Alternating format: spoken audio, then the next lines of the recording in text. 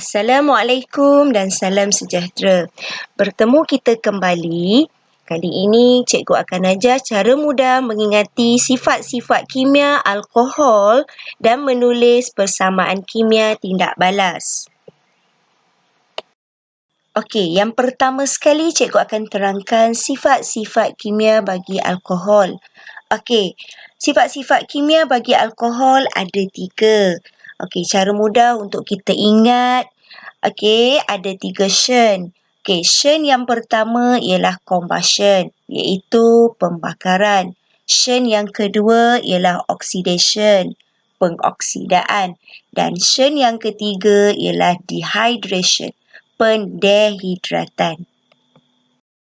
Okey, sekarang cikgu pergi pada Shen yang pertama iaitu combustion, tindak balas pembakaran.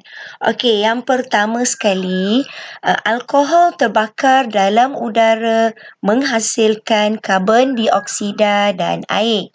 Okey, yang seterusnya, etanol terbakar dengan nyalaan biru dan tanpa menghasilkan jelaga.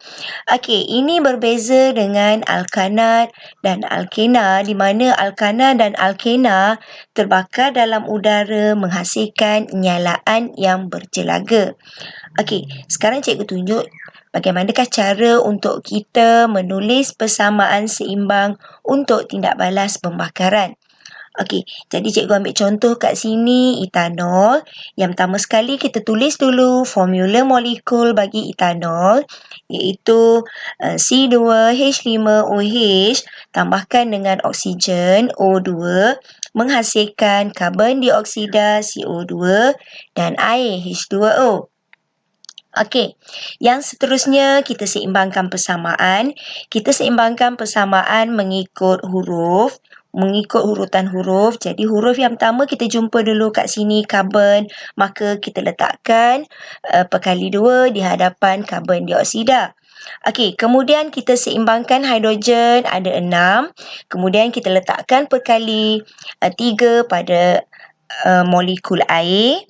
Dan yang seterusnya kita seimbangkan bilangan atom oksigen. Maka oksigen ada 7. Perlu ingatkan di sini pada formula molekul bagi etanol ada 1. Jadi kita darabkan dengan perkali 3 pada oksigen. Okey, yang seterusnya pembakaran etanol membebaskan tenaga haba yang banyak. Maka di sini etanol sesuai digunakan sebagai bahan bakar. Okey, Shen yang seterusnya iaitu oxidation, tindak balas pengoksidaan. Okey, dalam tindak balas pengoksidaan, alkohol dioksidakan kepada asid karboksilik di mana ia memerlukan ejen pengoksidaan. Okey, antara ejen pengoksidaan yang boleh kita gunakan iaitu larutan kalium manganat 7 berasid ataupun kita boleh menggunakan larutan kalium dikromat 6 berasid. Okey, kat sini cikgu tunjuk satu contoh tindak balas pengoksidaan etanol.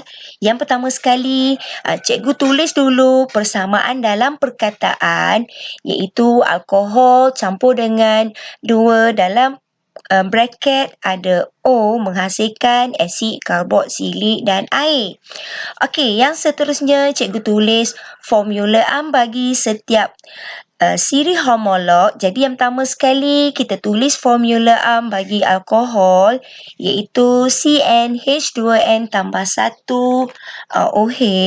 Kemudian formula bagi asid karboksilik CnH2n tambah 1 COOH.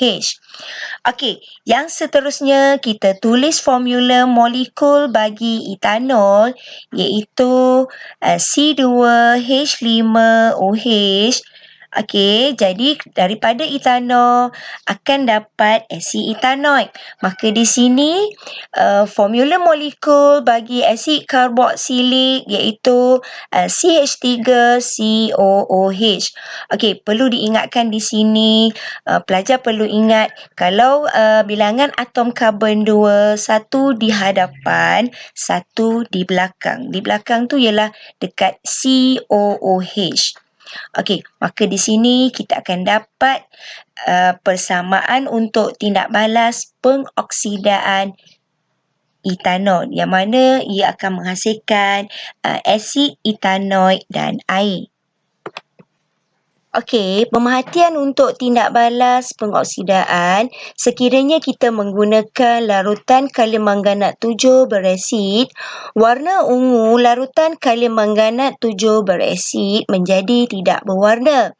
Okey, yang kedua, sekiranya kita menggunakan larutan kalium dikromat 6 beresid, warna jingga larutan kalium dikromat 6 beresid menjadi hijau. Okey, syen yang ketiga iaitu dehydration, tindak balas pendehidratan. Okey, dalam pendehidratan, sesuatu alkohol melibatkan penyingkiran molekul air daripada molekul alkohol. Maka di sini pendehidratan alkohol menghasilkan alkena dan air. Okey, dalam tindak balas pendehidratan, ejen pendehidratan alkohol yang digunakan, okey, contohnya kita boleh menggunakan serpihan porselin atau aluminium oksida atau kita sebutnya sebagai alumina. Okey, selain itu kita juga boleh gunakan asid sulfurik pekat atau asid fosforik pekat. Okey, dua cara untuk menjalankan tindak balas pendehidratan etanol dalam makmal. Okey, cara yang pertama kalau kita perhatikan gambar rajah, biasanya dalam soalan peperiksaan, pelajar biasanya dikehendaki lukis dan label gambar rajah tersebut. Okey, kita lihat. Yang pertama, wap etanol yang panas dilalukan melalui ejen pendehidratan seperti serpihan porselin atau alumina iaitu aluminium oksida. Okey, yang kedua, etanol dipanaskan di bawah reflux dengan kehadiran asid sulfurik atau asid fosforik pekat.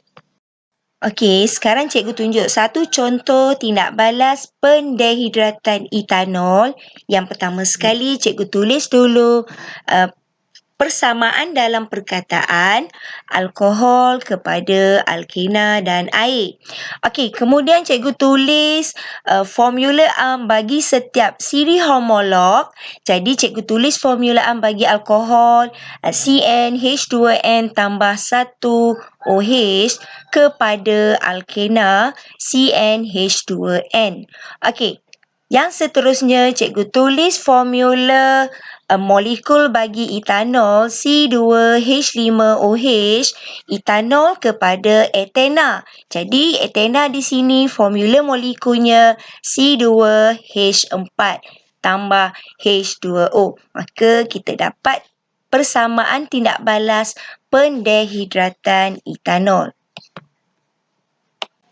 Okey, yang terakhir sekali cikgu buat kesimpulan. Okey, setiap kali kita kalau jumpa soalan yang melibatkan alkohol, kita ingat 3 syen. Okey, yang pertama combustion, yang kedua oxidation dan yang ketiga dehydration. Okey, kita lihat syen yang pertama iaitu pembakaran.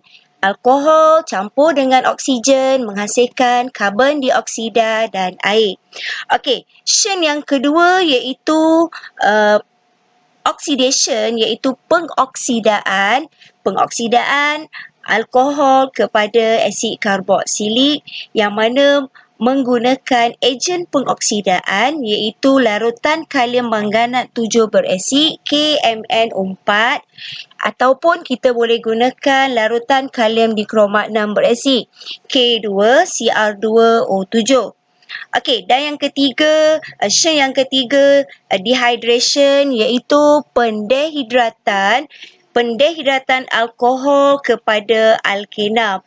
Sama ada menggunakan serpihan porselin ataupun aluminium oksida atau menggunakan asid fosforik pekat atau asid sulfurik pekat pada suhu 180 darjah Celsius. Setakat ini saja pembelajaran kita pada kali ini. Jangan lupa tekan butang subscribe supaya anda tidak terlepas siri bersama cikgu yang seterusnya.